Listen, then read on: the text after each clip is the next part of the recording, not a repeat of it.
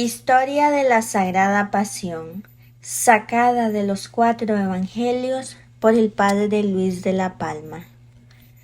Capítulo 17. Examina Pilatos al Salvador y remítele a Herodes. Llevaron pues los príncipes de los sacerdotes y los demás que se hallaron en el concilio al Salvador hasta la casa y pretorio del presidente de los romanos, que se llamaba Poncio Pilato. Llevábanle con prisiones atado infamemente, para publicarle al mundo por farinoso en poder de los alguaciles y corchetes, gente vil y sinvergüenza. Seguíanle los sacerdotes y escribas, que habían de ser de los actores y acusadores en aquella causa, los cuales se daban tanta prisa para concluirla y llevarla a cabo, que después de haber hecho su concilio, cuando llegaron a la casa del presidente, como dice San Juan, aún era de mañana. El caso era nuevo, y de los que raras veces se ven en el mundo. Un hombre que 2 días antes había predicado en el templo con tanta majestad, y 6 días antes le habían visto entrar en Jerusalén con el más solemne triunfo y mayor aclamación de santidad que jamás en el mundo se vio, y que por todo el tiempo de su predicación a la fama de sus milagros se iban los pueblos tras él, reverenciándole como a gran profeta. Verle ahora aprisionado y maltratado por autoridad pública de todo el concilio de los sacerdotes, como el más facinoroso y perjudicial hombre del mundo, sin duda era cosa de grande admiración para el pueblo, y que no se hablaría por entonces de otra cosa en la ciudad, y se convidarían y llamarían unos a otros para salir a verla. Ni pudo ser, sino que la noticia del caso había llegado ya al presidente Pilatos desde la prisión de la noche de antes, y como a hombre prudente de este siglo le había dado mucha materia para discurrir esta súbita mudanza de las cosas, y sabiendo que traían la causa a su tribunal, estaría bien apercebido para mirarla despacio y con atención. Llegaron pues los sacerdotes a la plaza del pretorio, que era la casa del presidente, y subieron a la lonja, que estaba levantada sobre la plaza, y se subía por unas gradas a ella, pero no entraron en el pretorio, por no quedar como irregulares, inmundos o contaminados para poder comer los panes ácimos y los demás sacrificios, que particularmente se ofrecían todos aquellos 7 días de la Pascua, porque a los santos y religiosos sacerdotes, que con tanta malicia iban a solicitar la muerte del Salvador, les parecía que habían de quedar contaminados e inmundos si pisaban el suelo del pretorio, donde se condenaban hombres, aunque culpados a muerte, y se trataba del derramamiento de sangre humana,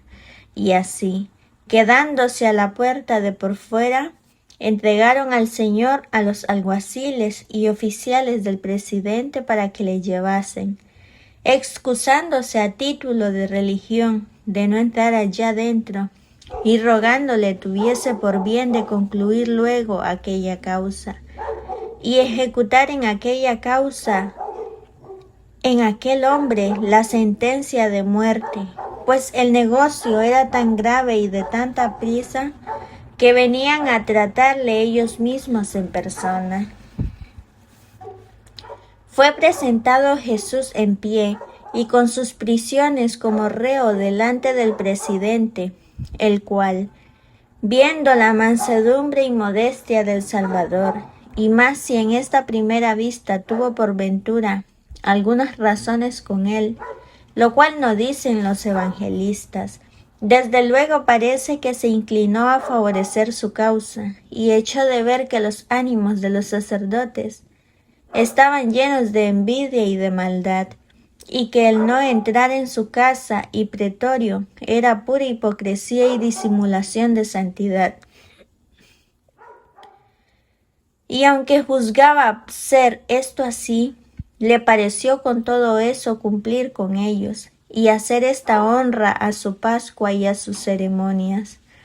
Salió Pilatos donde ellos estaban allá afuera, y habiendo visto la serenidad y mesura del acusado, y viendo ahora el alboroto y pasión de los acusadores, que con tanta prisa y violencia le pedían para la muerte, se confirmó más en su opinión, y les diría por ventura lo que otro sucesor suyo dijo en semejante ocasión.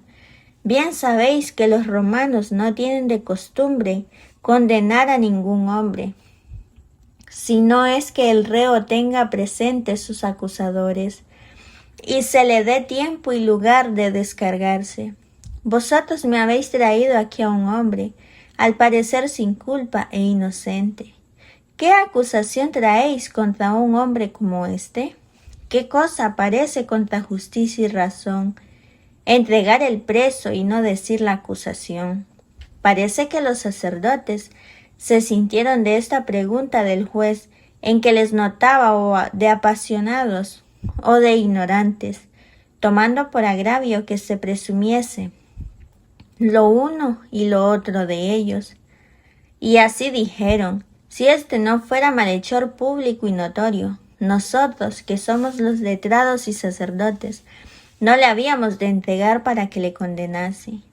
Y bastaba como si dijeran: estar aquí nosotros, ¿para qué haciendo tú lo que te pedimos? Aseguras tu honra y tu conciencia. Esto dijeron los soberbios y apasionados sacerdotes. Y cuánta verdad fuese que el Señor era notorio malhechor. Preguntáselo a los que fueron librados de los espíritus inmundos, a los enfermos curados y a los leprosos limpiados, a los sordos que oían, a los mudos que hablaban, a los ciegos que veían y a los muertos que habían resucitado. De manera que si se hubiera de hacer información de insigne bienhechor de toda la república, se pudiera presentar por testigo un ciego desde su nacimiento, que con un poco de lodo puesto sobre los ojos había cobrado vista, un paralítico 38 años, que con solo una palabra se puso en pie, y llevó sobre sus hombros la cama que tantos años le había llevado a él. Una hija del archisinagogo, resucitada delante de 3 de sus apóstoles, y de su padre y su madre.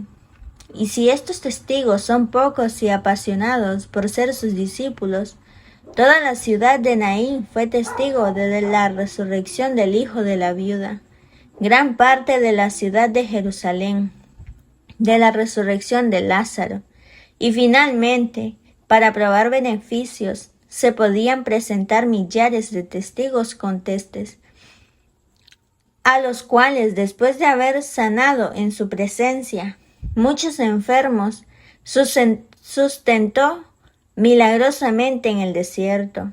Y por el contrario, para probar un maleficio, después de haber la noche antes solicitado y sobornado tantos testigos, aunque fuese mintiendo, no pudieron hallar cosa que fuese de importancia contra el Salvador. Y siendo todo esto así, y estando todo el pueblo tan obligado con estos beneficios, estos hombres que de balde aborrecían al Señor, y le volvían mal por bien, tomaban por punto de honra que el juez reparase en condenarle, diciendo ellos que merecía la muerte, y estribaban tanto en sola su autoridad, que pretendían que fuese puesto en una cruz, a título de malhechor, no más que porque lo decían ellos. Bien hecho de ver Pilatos por esta respuesta la soberbia y arrogancia de esta gente, y entendió, como hombre sagaz y prudente, que en este negocio había odio y pasión, y que debía tener más hondas raíces de lo que se descubría en lo de fuera. Pues a un hombre tal y tenido por profeta santo, tan de repente y tan mañana, y con tanta prisa, y sin declarar causas ni delitos le pedían para la muerte de cruz. Y así con mucha sagacidad y buena disimulación les respondió: si como decís, este hombre es tan gran malhechor, tomadle allá vosotros, y juzgadle y condenadle conforme a vuestra ley. Tanto fue como si les dijera: de creer es, por cierto, que hombres como vosotros no pediréis la muerte a nadie, sin saber que lo merece, pero yo no puedo dar sentencia por la noticia de vosotros. Tenéis que conforme a las leyes de Romanos, el juez debe recibir por escrito la acusación y tener probanza de ella. Si vuestra ley da lugar a que se condene a un hombre con tanta prisa y violencia, y sin oírle y saber por qué, tomarle allá vosotros y condenarle conforme a vuestra ley, que yo por lo que a mí toca no os lo estorbo. A esta respuesta del presidente replicaron ellos diciendo: a nosotros no nos es lícito condenar a nadie a muerte, lo cual dijeron por una de tres causas: o porque los romanos que los enseñoreaban les tenían quitada esta facultad, porque no usasen mal de ella, aunque se la daba su ley en algunos casos, o porque razón del tiempo de la paciencia no podían dar de esta sentencia, como también se excusaron por la misma razón de no entrar en el pretorio, o porque ellos no podían sentenciar a muerte de cruz, por no ser pena de su ley, sino introducida de los romanos en Judea, y porque ellos pretendían dar al Señor este género de muerte, como más infame y afrentosa. Por eso no quisieron usar de la licencia que les daba el presidente, que fue tanto como decir: los delitos de este hombre son tan atroces, que no basta para su castigo cualquier muerte, merece la gravísima, cual es la de la cruz. Y si otra hubiere de mayor tormento y afrenta, esa se le había de dar. Y porque a nosotros no nos es lícito castigar con esta pena, por eso venimos a ti para que lo sentencies a crucificar y lo ejecutes. Y a todas estas razones favorece lo que añadió el evangelista San Juan, que con esta respuesta que dieron los judíos se cumplió lo que el mismo Señor había dicho, tratando de la muerte que había de morir, y lo que el Señor había dicho de su muerte era cuanto al género de muerte que había de ser en cruz, cuanto al tiempo que había de ser en la Pascua, y cuanto a los ejecutores que había de ser por mano de los gentiles. Viendo pues los sacerdotes la disposición del juez y que no quería proceder en la causa sin acusación, se le pusieron diciendo: 3 capítulos le oponen en esta acusación. El primero, que inquietaba y alborotaba al pueblo, y afirman que ellos mismos se hallaban en estas sediciones y engaños. Lo segundo, que vedaba pagar los tributos al César, como si él enseñara que el pueblo escogido de Dios no había de pagar tributo a un emperador idólatra y gentil. Lo tercero, que se predicaba y trataba como ungido por rey, y cuánta calumnia fuese todo esto. Lo sabían ellos claramente, porque ¿cómo podía mover sediciones el que nunca fue hallado en juntas ni conventículos secretos? Sus sermones eran de ordinario en el templo y en las sinagogas públicas, donde se juntaban todos, y allí les exhortaba a estar sujetos y obedecer a los mismos escribas y fariseos, porque tenían el lugar y cátedra de Moisés. Y cuando le fueron a buscar de noche en el huerto, le hallaron con sus discípulos haciendo oración. Y en lo que toca a los tributos, cuán falso era lo que le imponían, se vio bien una vez que le preguntaron con engaño: y por cogerle en palabras, si era lícito pagar tributo al César. Y él respondió: Dad al César lo que es del César, y a Dios lo que es de Dios. Y los mismos arrendadores y alcabaleros podían ser testigos, no solamente que enseñaba que se habían de pagar los tributos, sino que solía pagarlos él, pues cuán lejos estuviese de alborotar la gente por hacerse rey, y de pretenderlo ser en este mundo como ellos lo entendían. Bien se vio una vez que el pueblo quiso hacerle rey, que huyó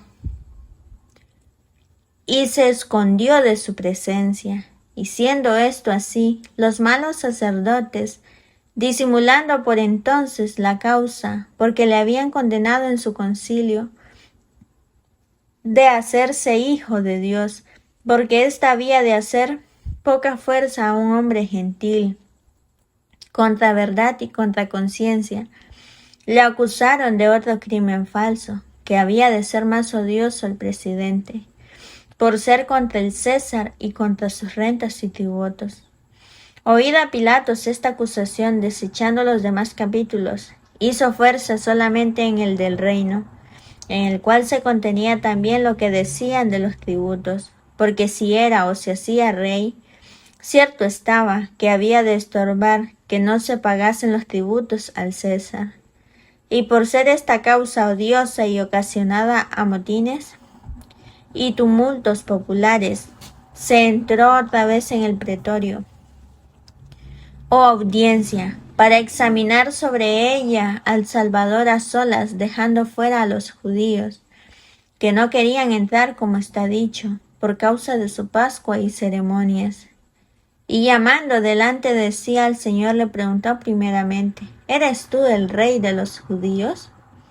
Y sobre este artículo convienen todos 4 evangelistas, que le tomó en primer lugar su dicho y su confesión, porque aunque era gentil, mas como vivía entre los judíos, había oído decir del rey Mesías, que esperaban, y la fama de las obras del Señor era muy grande. Y por otra parte le acusaban, que se llamaba el rey ungido, y por eso le preguntó: si eres tú el rey de los judíos, siempre entendiendo que el reino de que se hablaba era temporal y mundano. El Salvador, que había estado ausente a lo que los Pilatos había tratado con sus acusaciones, disimulando que no lo sabía, le respondió: esto que me preguntas del reino, ¿dices lo de tuyo? Porque tú dudas en ello, o es parte de la acusación que se ha puesto contra mí, que fue darle a entender que sabía bien de dónde venía esta piedra, aunque los que la tiraban escondían la mano, como si dijera: claro está, que tú ni piensas ni crees que yo soy rey ni trato de serlo. Pero hacedme esta pregunta, porque te han informado en este punto contra mí, y te han puesto en que me lo hagas. Viéndose Pilatos notado, a su parecer con estas palabras, de que se había dejado impresionar de los judíos para preguntarle lo que él ni imaginaba ni creía, respondió con algún sentimiento y libertad: ¿soy yo por ventura judío para saber esas cosas que vosotros decís del reino del Mesías, ni menos para curarme de ellas? Si yo te pregunto, no es por lo que a mí me va, ni viene, sino pregunto como juez de las cosas que se han propuesto contra ti. Tus mismos naturales, y no cualesquiera, sino los pontífices y sacerdotes de tu ley, te han traído a mis manos. ¿Qué es lo que has hecho? Que fue como decirle: o tú te haces rey sin serlo, o si lo eres, ¿qué has hecho? ¿Que no quieren reconocerte ni admitirte? A esta palabra del juez, quid fecit, cuánto pudiera el Salvador responder en su defensa, pues eran tales y tantas las obras que había hecho. Mas porque Pilatos había hecho 2 preguntas: la primera de su reino, si era rey; la segunda, ¿qué había hecho? Esto es, de sus delitos por los cuales le entregaban los judíos. Respondió a ellas por su orden, y dijo a la primera: Mi reino no es de este mundo. Y llama su reino no solo el celestial de los bienaventurados, sino la congregación de los fieles, que en este mundo, y es la Iglesia católica. Y por eso no dijo: Mi reino no está en este mundo, que en este mundo está, sino dijo: Mi reino no es de este mundo, no es terreno ni temporal, porque trae su origen del cielo, de donde bajé a juntarle con mi predicación, por medio de la fe, a rescatarle del poder de sus enemigos con mi muerte, a santificarle con los sacramentos, a lavarle con mi sangre, a hermosearle con mi gracia y darle vida con mi espíritu. No es de este mundo mi reino, porque no consiste en bienes de este mundo, sino por el desprecio de ellos se enderezaba a la vida y salud eterna. Esto dijo el Salvador a Pilatos para desengañarle, y más a los judíos que le habían puesto en que merecía la muerte, porque se quería levantar con el reino contra el César. Y por eso dijo: Mi reino no es de este mundo. Yo no trato de quitaros el reino temporal, sino daros el eterno. Esto es lo que a ti te pedía poner en cuidado, y lo que te importa averiguar, por la fidelidad que debes al César.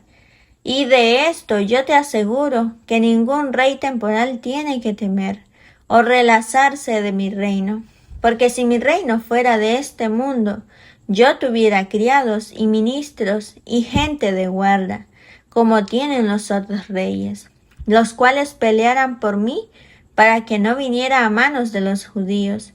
Pero estoy tan lejos de esto, que a uno de mis discípulos que quiso en el huerto defenderme con armas, se lo estorbé y reprendí por ello. Porque en conclusión, mi reino no es de acá, bajo, ni es de este mundo.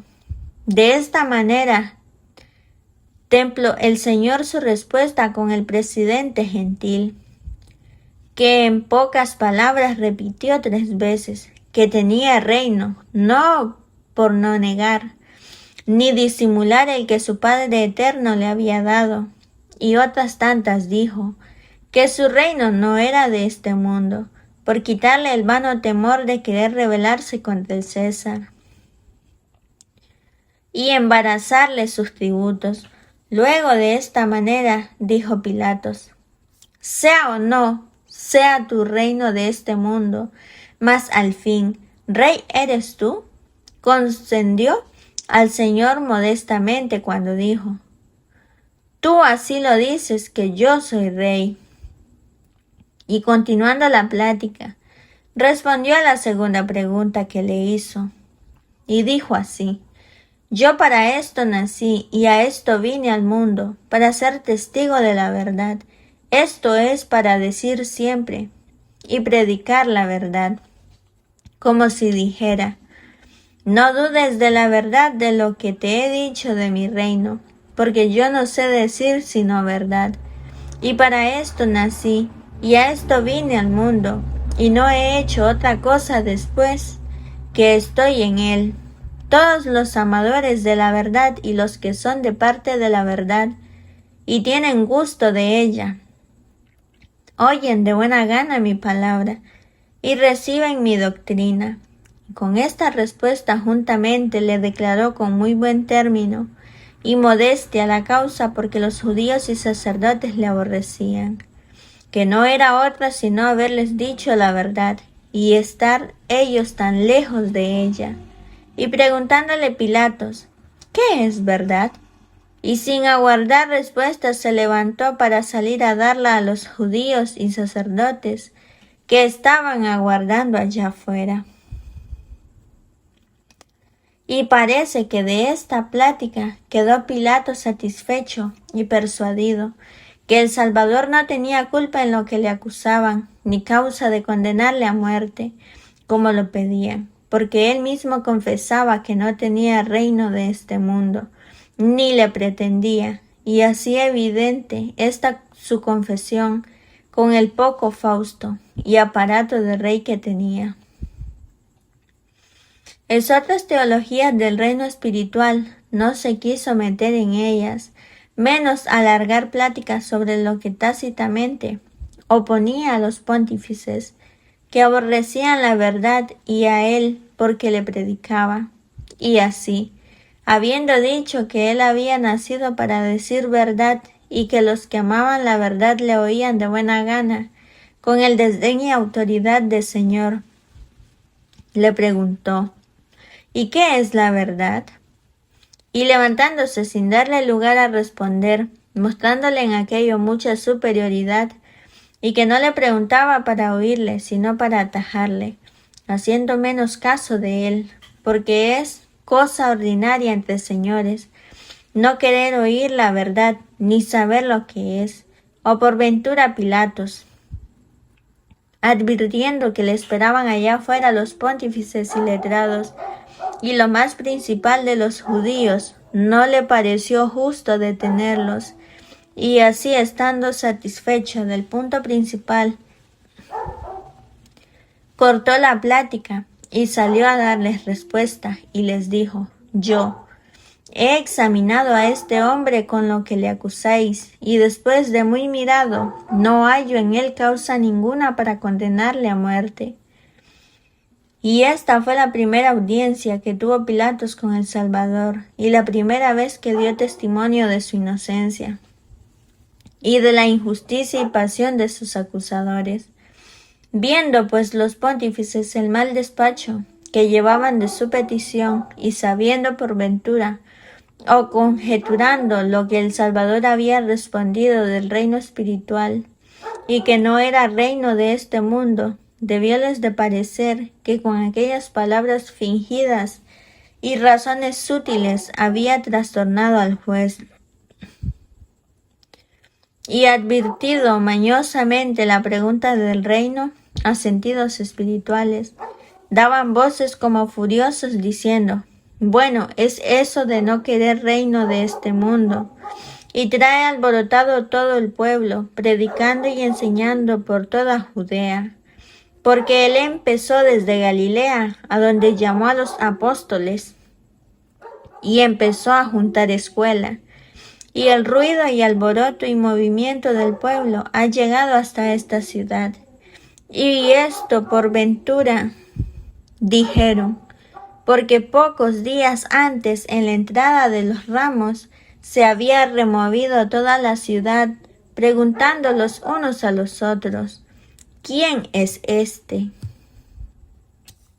Pues como Pilatos vio negocio tan enmarañado, deseaba cuanto le fuese posible eximirse de él, y oyendo nombrar a Galilea, preguntó con esta ocasión si era Galileo aquel hombre, y entendiendo que pertenecía a la jurisdicción de Herodes, determinó remitírsele a él, porque o por razón de la Pascua, o por algún otro negocio, estaba en Jerusalén aquellos días.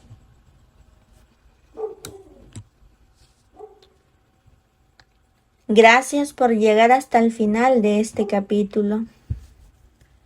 Te invito a continuar escuchando este audiolibro en el siguiente video. Recuerda compartirnos qué te ha parecido el libro en los comentarios. Y te invito a escucharnos ahora también en Spotify. Bendiciones en la divina voluntad. Gracias por vernos. Suscríbete al canal de Misión Rúa YouTube ahora para que podamos seguir difundiendo la misericordia de Jesús en el mundo entero. Y no te olvides de compartir, darle un me gusta, comentar y suscribirte al canal para ser un misionero Rúa más.